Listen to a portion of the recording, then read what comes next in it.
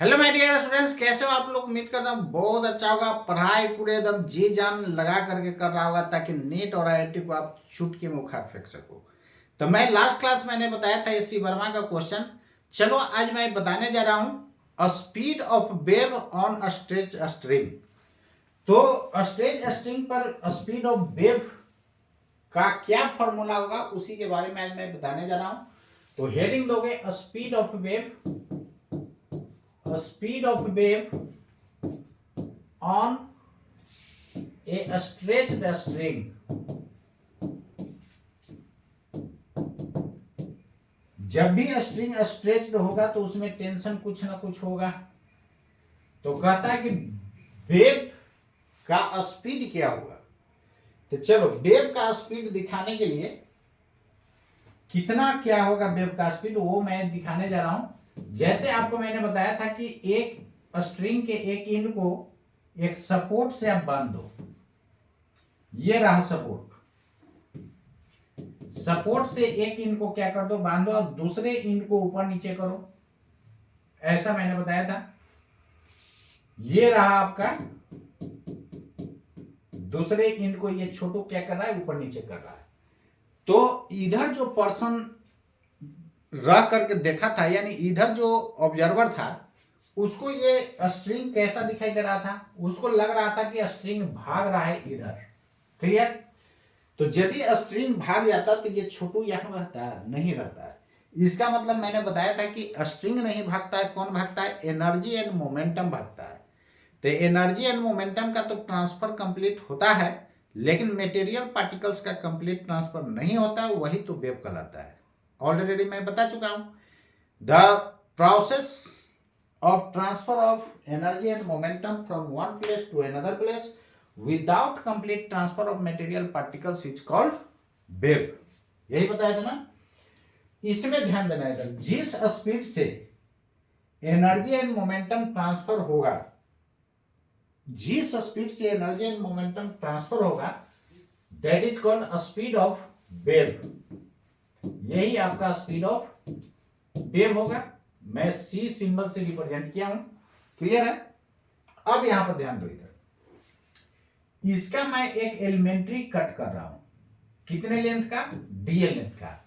DL कहने का मतलब काफी छोटा, डीएल कहने का मतलब एलिमेंट्री, काफी छोटा पार्ट। इस छोटा पार्ट का मैं फिगर ऐसा बना रहा हूं,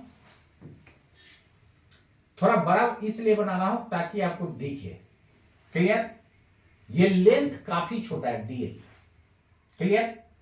अब यहां पर ध्यान देना, इधर वाला स्ट्रिंग जो है, इसका हम फ्री बॉडी डायग्राम कर रहा हूं, यानी इस पार्ट का, डीएल पार्ट का फ्री बॉडी डायग्राम कर रहा हूं। तो देखो इधर भी स्ट्रिंग कनेक्टेड है, इधर भी कनेक्टेड है।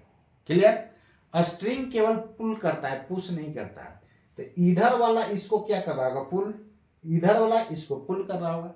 फ्री बॉडी डायग्राम का मतलब होता है सिंगल बॉडी का फोटो बना दो और उस पर जितना फोर्स लगता है ना, सबको दिखा देना है, क्या कहलाता है, फ्री बॉडी डायग्राम।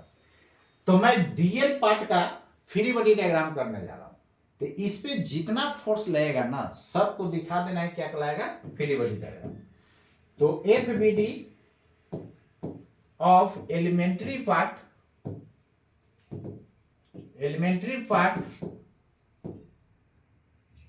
डीएल, मैं एलिमेंट्री पार्ट डीएल का फ्री बॉडी डायग्राम करने जा रहा हूं। एलिमेंट्री पार्ट डीएल क्या हो जाएगा, इधर टेंशन लगा रहा होगा, नहीं, इसको ऐसा करो ना, और थोड़ा सा ऐसा फिगर बना रहा हूं। चलो ऐसा चलेगा। क्लियर। तो ये डीएल लेंथ है, तो इधर वाला स्ट्रिंग ऐसे पुल कर रहा होगा, नहीं, टेंशन टी, और इधर वाला स्ट्रिंग ऐसे पुल कर रहा होगा, टेंशन टी। क्लियर। अब यहां पर ध्यान देना, इधर डीएल लेंथ का मैंने कट किया था, तो एंगल कितना बनाएगा, बहुत ज्यादा, डी थीटा। अरे भाई छोटा लेंथ है, डीएल लेंथ है, तो एंगल भी छोटा बनाएगा, मतलब डी थीटा। मैंने आपको बताया था कि ये सबसे बड़ा चेंज होता है, उसके बाद बीच वाला ये सबसे छोटा होता है। तो डी लग गया मतलब काफी छोटा। क्लियर? अब यहां पर ध्यान दो, इधर आधा एंगल ये डी थीटा बाई 2 हो जाएगा, नहीं, और टेंजेंट है ना ये, तो टेंजेंट पर रेडियस क्या होता है? परपेंडिकुलर होता है। ये हो गया radius of curvature R. Radius of curvature क्या है? आर है। क्लियर? और ये सेंटर का काम करेगा। अब यहां पर ध्यान देना है, वेव इधर की तरफ डायरेक्टर है, यानी वेव का मूवमेंट का डायरेक्शन इधर है, यानी एनर्जी एंड मोमेंटम जिस स्पीड से जा रहा होगा वही ना स्पीड ऑफ वेव होगा। क्लियर? तो ये डीएल लेंथ इस डायरेक्शन में जाते हुए नजर कितना पड़ रहा होगा? सी स्पीड से। क्लियर? अब यहां ध्यान देना, इधर डीएल लेंथ का मास कितना होगा? बहुत ज्यादा, थोड़ा सा यार, काफी छोटा है, एलिमेंट्री पार्ट है। अब यहां पर देखो, कोई भी पार्टिकल सर्कुलर पाथ पर तभी चलेगा, ये आर्क है ना, सर्कुलर पाथ पर तभी चलेगा जब कोई ना कोई सेंटर की तरफ फोर्स लगेगा। क्लियर? तो यहां पर ध्यान देना, इधर ये टेंशन का दो पार्ट हो जाएगा, एक कंपोनेंट इधर होगा और दूसरा कंपोनेंट इधर होगा। क्लियर? निश्चित रूप से ये टेंजेंट है तो ये 90 डिग्री बनाएगा नहीं, यानी रेडियस जो है टेंजेंट पर क्या होता है? परपेंडिकुलर होता है। तो ये एंगल डी थीटा बाई 2, तो ये एंगल लगभग कितना हो जाएगा आपका? 90 माइनस डी थीटा बाई 2, तो ये हो जाएगा 90 degree minus D theta by 2। तो ये एंगल कितना हो जाएगा? ये एंगल आपका हो जाएगा डी थीटा बाई 2। क्लियर है यहां तक? अब इसका कंपोनेंट करोगे तो इधर हो जाएगा T cos D theta by 2, जिसके साथ एंगल उसमें कॉस और परपेंडिकुलर में साइन, तो ये हो जाएगा T sine D theta by 2। बोलो होगा? अब इसका कंपोनेंट करोगे तो एक कंपोनेंट इधर T cos D theta by 2 और इधर T sine D theta by 2, तो इसका डबल हो जाएगा। क्लियर? अब देखो, इसको कंपोनेंट में तोड़ दिया तब इसके बारे में नहीं सोचना है, इसको भी कंपोनेंट में तोड़ दिया तो इसके बारे में अब नहीं सोचना है। क्लियर? ये दोनों को देखो, T cos D theta by 2, T cos D theta by 2 equal in magnitude, opposite in direction, एक दूसरे को कैंसिल कर देगा। तो नेट जो है रिजल्टेंट फोर्स इधर होगा ना, ये देखो सेंटर की तरफ लग रहा है, तो निश्चित रूप से ये सेंट्रीपिटल फोर्स का काम कर देगा। तो centripetal force is equal to, जानते हो, M V square by R. तो यहां से 2t sine D theta by 2 is equal to M V square by R. तो डीएल लेंथ का मास छोटा, मतलब डीएम, एम वी की जगह सी स्पीड से जा रहा था ना, by R, M V square by R लिख सकते हो कि नहीं? Centripetal force is equal to M V square by R, ये जानते हो फॉर्मूला? ये मैं कौन सा फॉर्मूला लगाया हूं? Centripetal force is equal to M V square by R. ये फॉर्मूला सर्कुलर मोशन में आप लोग पढ़े हो, उसी का मैं यूज कर रहा हूं। क्लियर? आपको मैंने बोला था कि मैकेनिक्स जो है पूरे फिजिक्स में एंट्री करेगा, कोई भी चैप्टर पर हो गया ना तो मैकेनिक्स एंट्री कुछ ना कुछ करेगा ही। अब यहां पर ध्यान दोगे, इधर डी थीटा तो ऐसे ही स्मॉल है, उसका भी आधा है और स्मॉल हो गया। जब थीटा काफी स्मॉल होता है तो आप जानते हो ना कि जब थीटा काफी स्मॉल होता है, ये मैं मैथमेटिकल टूल्स में बता चुका हूं, if theta is very small then, या केवल स्मॉल लिखो, बात वही है, देन साइन थीटा को अप्रोक्स में जरूरत पड़ने पर थीटा लिखा जाता है। क्यों ऐसा? क्योंकि साइन 0 0 0 है तो 0 है, थोड़ा सा एंगल बढ़ जाएगा तो वही ना रह जाएगा, थीटा तो थीटा।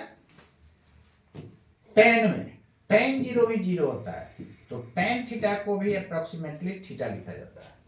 अब देखो, राइट साइड दोनों का इक्वल है, तो जब थीटा काफी स्मॉल होता है तो जरूरत पड़ने पर साइन थीटा के जगह अप्रोक्सीमेटली टेन थीटा भी लिखा जाता है। क्योंकि राइट साइड इक्वल तो लेफ्ट साइड भी इक्वल लगभग। और थीटा का वैल्यू काफी स्मॉल होगा तो कॉस थीटा, कॉस 0 1 होता है, तो थोड़ा सा एंगल बढ़ जाएगा तो वो भी लगभग 1 के बराबर, यानी कॉस थीटा 1 के बराबर रहता है। ये अप्रोक्सीमेशन माइंड में रखोगे, ये पूरे फिजिक्स में यूज आते रहता है। क्लियर। अब यहां पर ध्यान दोगे, इधर डी थीटा तो ऐसे ही यार स्मॉल है, उसका भी आधा है तो और स्मॉल, तो साइन डी थीटा बाई 2 को क्या लिख सकते हो, डी थीटा बाई 2, थीटा है तो थीटा नहीं, तो यहां से क्या लिख सकते हो, 2t sine D theta by 2 को D theta by 2, clear, is equal to dl। अब यहां पर ध्यान देना, मान लो कि इस स्ट्रिंग का लीनियर मास डेंसिटी लेमडा है, लीनियर मास डेंसिटी कितना था, लेमडा, तो डीएल लेंथ का कितना मास हो जाएगा, तो डीएल लेंथ का मास हो जाएगा lambda DL. Clear, DL length का मास हो जाएगा लेमडा डीएल। चलो तो ठीक है यहां तक। अब आगे देखो क्या है,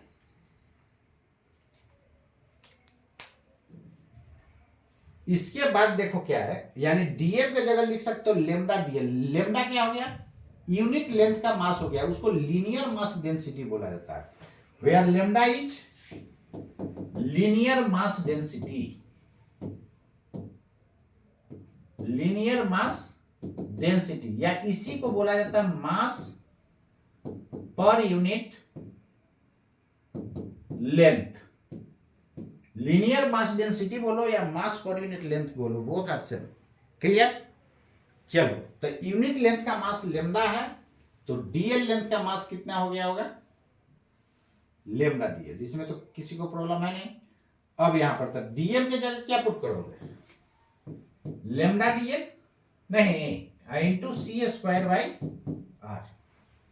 यहां पर अप्रोक्सीमेशन आप क्या लगाए हो, साइन डी थीटा बाई 2, काफी स्मॉल था ये, तो देखो ना अभी क्या मैंने बोला, थीटा तो थीटा, कब, जब थीटा काफी स्मॉल होगा, तो साइन डी थीटा बाई 2 को लगभग डी थीटा बाई 2 लिख सकते हो कि नहीं। क्लियर, जरूरत पड़ने पे। अब यहां पर देखो, ये 2 से 2 कैंसिल हो गया, नहीं, तो T D theta is equal to lambda DL C square by R. C क्या है, speed of wave on stretch string. अब यहां पर देखो डी थीटा के जगह क्या करोगे, तो theta is equal to L बटा आर होता है, जानते हो कि नहीं। तो यहां से देखो पूरा डीएल जो आर्क लेंथ है वो डी थीटा सेंटर पर एंगल बनाया है, तो D theta is equal to DL by R लिख सकते हो कि नहीं, theta is equal to L by R, where d theta is the angle made by the arc length dl। Okay, तो theta is equal to L बटा R से यहां d theta के जगह क्या लिख सकते हो, dl बाई आर लिख सकते हो, is equal to lambda dl C square by R. d theta is equal to लिख सकते हो arc length divided by R, theta is equal to L by R, यही फॉर्मूला आता है ना, theta is equal to L by R. पढ़े हो, तो यहाँ थीटा के जगह डी थीटा है और डीएल के जगह एल के जगह डीएल है और स्मॉल आर के जगह कैपिटल आर है, उसे क्या प्रॉब्लम है। क्लियर, ये फॉर्मूला ऑलरेडी आप जानते हो, यहां पर सिंस कर दो और यहां पर देयरफॉर कर दो और ये बड़ा ब्रैकेट से इंक्लूड कर दो। क्लियर। अब चलो इसमें देखो कैंसिल कौन कौन हो रहा है, डीएल से डीएल कैंसिल हो गया, आर भी कैंसिल हो गया। क्लियर है, आर भी कैंसिल हो गया। तो एक काम करो, यहां पर जो है ना सिंबल तो आप कुछ भी ले सकते हो, तो मैं बुक वाला लेकर के चल रहा हूं ताकि फॉर्मूला भी बुक में जो दिया हुआ है कंफ्यूज मत करो। तो ऐसा करो ना, ये लीनियर चार्ज डेंसिटी को लेमडा ना लेकर के म्यू ले लो, बुक में देखोगे म्यू म्यू म्यू म्यू लिखा हुआ रहता है, तो म्यू मैं इसलिए ले रहा हूं ताकि आपको बुक वाला भी फॉर्मूला सिमिलर मिले म्यू। म्यू क्या है? लीनियर मास डेंसिटी यानी मास पर यूनिट लेंथ। तो इसके जगह यूनिट लेंथ का मास म्यू है, तो डीएल लेंथ का मास म्यू डीएल नहीं, ये भी mu DL mu DL.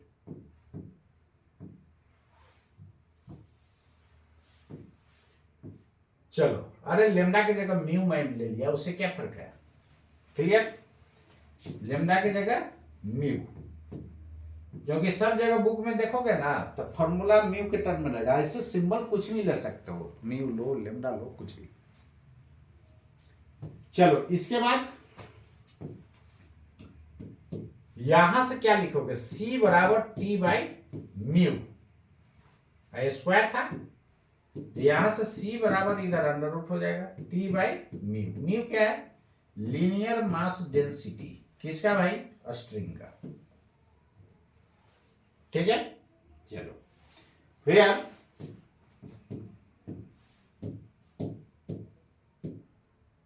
T क्या है? Tension in the string.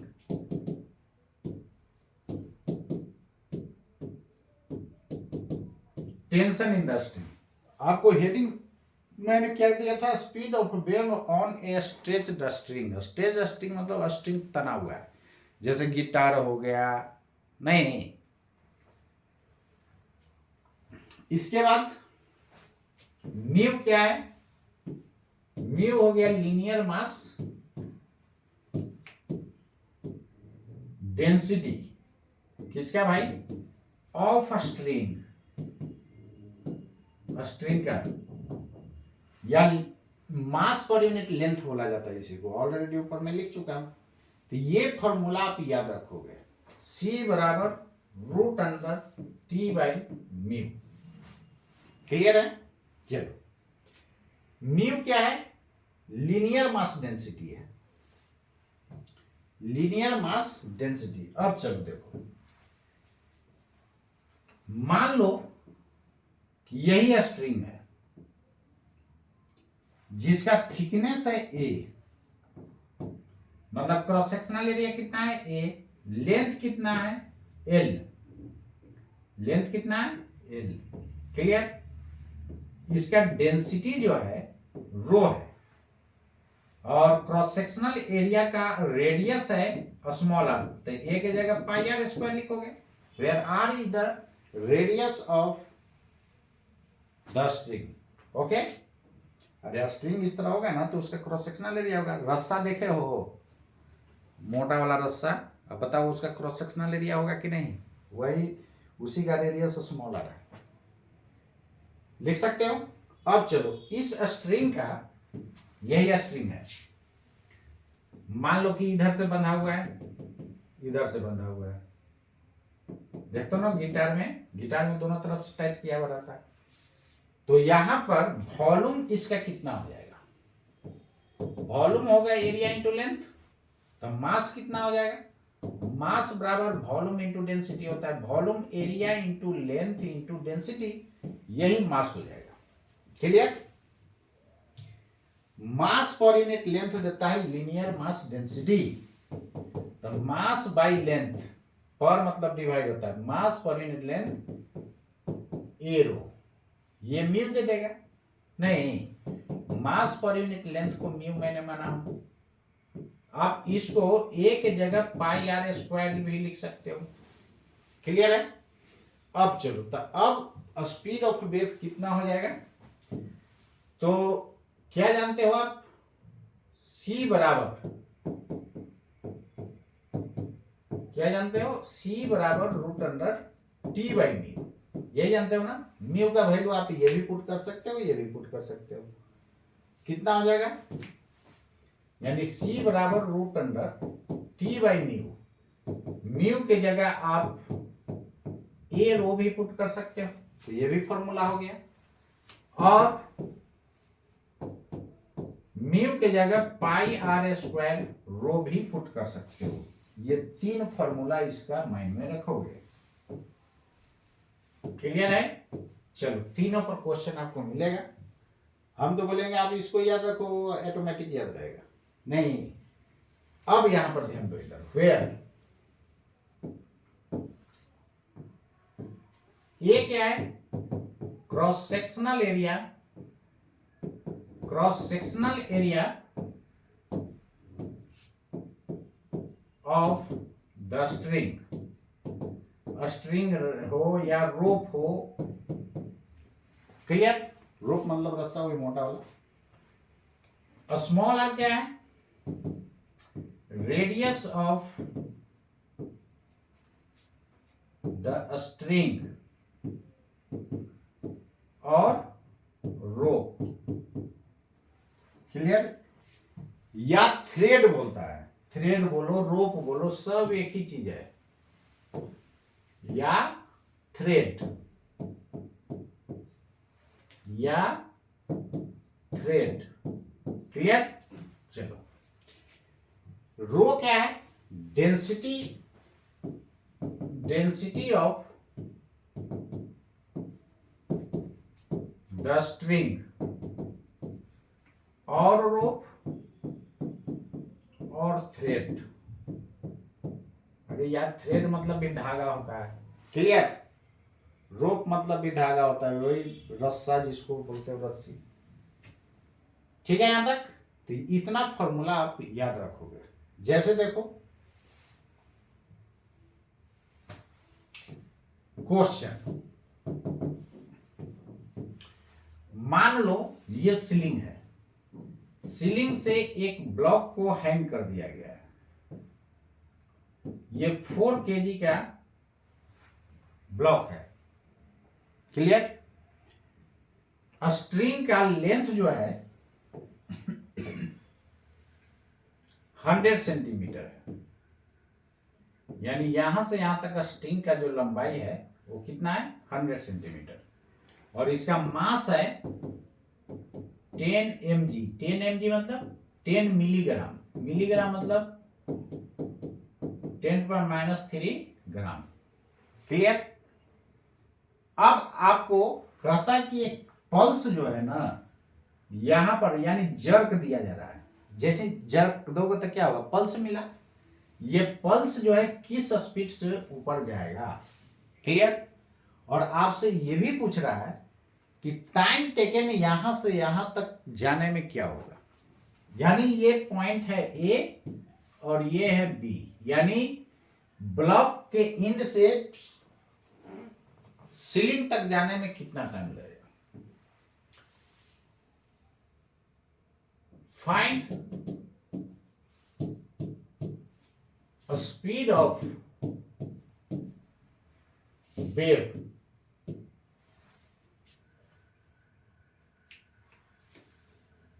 find a speed of wave and the time taken by the pulse from A to B, A से B जाने में time taken क्या होगा, as shown in figure, as shown in figure, clear. अब चलो, सबसे पहले first of all I am going to find a speed of wave.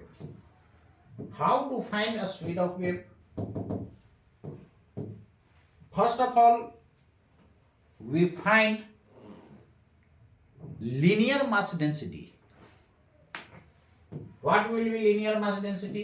Mass per unit length.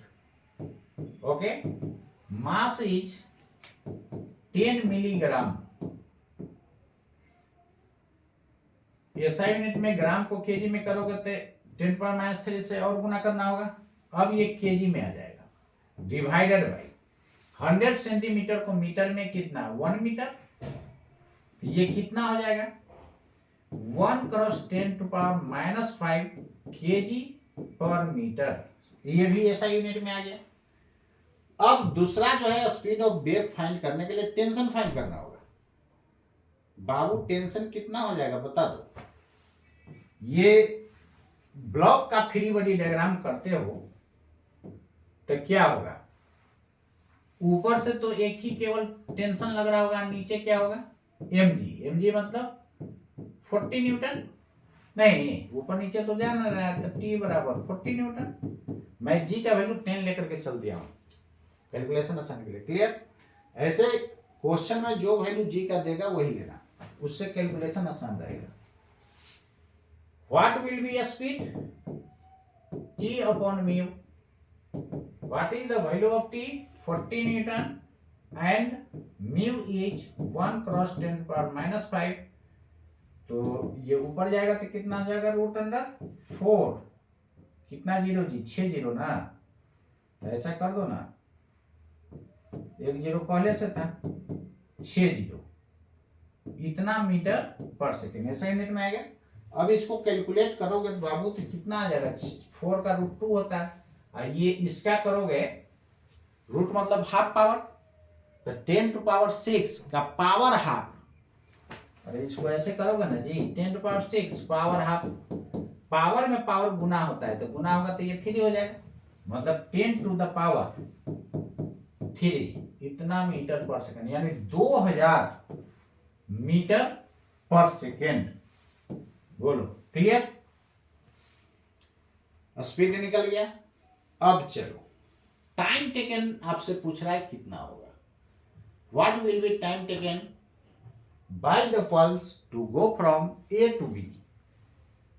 Distance already मालूम है, स्पीड निकाल चुके हो यार, तो टाइम इज इक्वल टू क्या होता है? Distance by speed. ये कौन बड़ी बात है? तो time taken will be T बराबर distance, the length divided by speed. Length कितना है? 100 सेंटीमीटर, ऐसा यूनिट में 1 मीटर नहीं, डिवाइडेड बाय सी के जगह 10⁻³ मीटर पर सेकंड। देखो ना, मीटर मीटर कैंसिल, सेकंड ऊपर चल जाएगा, कितना हो जाएगा बाबू? 1 में 2 से भाग देगा तो 0.5 है, ये ऊपर जाएगा तो -3, इतना क्या? सेकंड। क्लियर? यानी 5 क्रॉस, ये ऐसा करो ना, 10⁻³ को मिली बोला जाता है, ये पता है ना, तो 0.5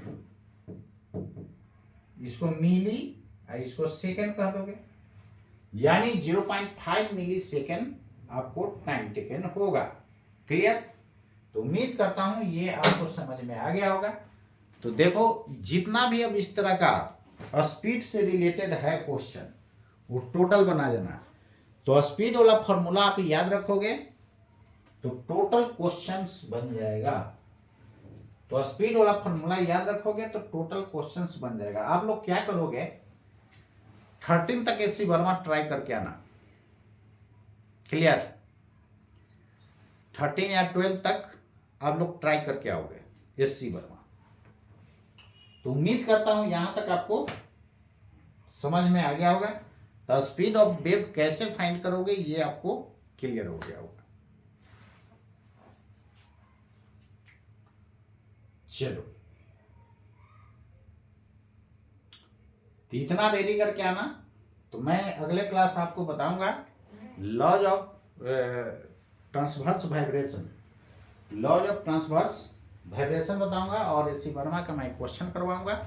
तो जितना मैं पढ़ाते जा रहा हूं ना, आप लोग ऑनेस्टी से उसको आप रेडी करते जाओ। हाँ, एक बात ध्यान रखना, आप लोग सोचते हो कि केवल हम क्वेश्चन कर लेना, तो आप जिंदगी भर कंफ्यूज ही रहोगे।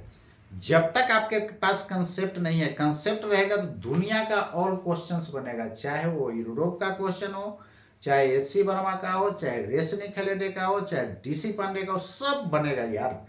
तो जब सब बनेगा तो नीट और आईआईटी का जर्मनी या फ्रांस से पूछेगा, ऊपर से पूछेगा यार, वो भी पूछेगा, उसी के अंदर वो भी बन जाएगा। इसलिए मैं बोल रहा हूं कि कंसेप्ट मेन चीज होता है। जब तक आपके पास कंसेप्ट नहीं है तो आप रट्टा मार करके नहीं बना सकते हो, फिर वही रटना पड़ेगा, भार भी ज्यादा पड़ेगा, रैंक भी पीछे जाएगा। तो क्यों ना हम डिटेल पढ़ करके अच्छे से एकदम दिमाग में बैठा लें, जो जिंदगी भर कभी नहीं भूलोगे। तो आज के लिए इतना ही, मिलता हूं फिर नेक्स्ट क्लास। तब तक के लिए आप सभी लोगों को हमारे तरफ से दिल से नमस्कार।